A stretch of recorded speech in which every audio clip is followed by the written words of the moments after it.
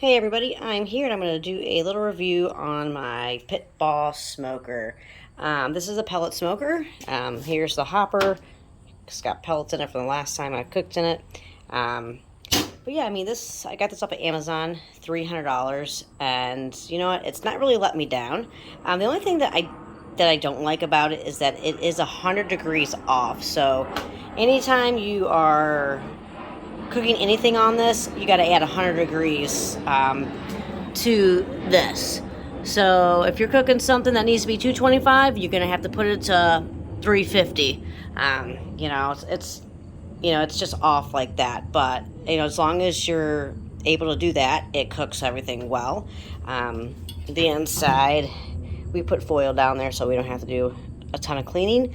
But I mean, we've cooked ribs, brisket in this so far, and it's done really well. So yeah, so if you're looking for, you know, a cheap, decent smoker, I would definitely recommend this one, as long as you can get the temp down, which I'm telling you is 100 degrees off. You should be fairly happy with this.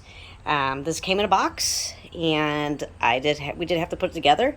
It took my wife maybe about an hour and a half to put the entire thing together, so it's not a real pain. This entire hopper comes together, so that's nothing that you'll have to actually put everything together. A lot of it comes together, it's just screwing everything in, and that's pretty much it. Oh, the one thing I will tell you is, do not smoke anything on this as soon as you put it together. You got to prime it. So make sure you read the instructions. There is a prime button on here, and basically when you're priming it, you're just making sure that the pellets are going through the hopper into the actual smoker, and that's really priming it. And you want to kill all the impurities off of the inside of the grill that has came, you know, within production. But yeah, other than that, you know, just make sure you're reading the directions, make sure you prime it, make sure you kill all the impurities on it before you actually start cooking on it, and make sure you clean this fucker. Guys, I've read on Amazon where people are like, oh, it's caught on fire. Well, it's caught on fire because you're not cleaning it. Everything needs to come out of this, because guess what's going to be left behind after you smoke?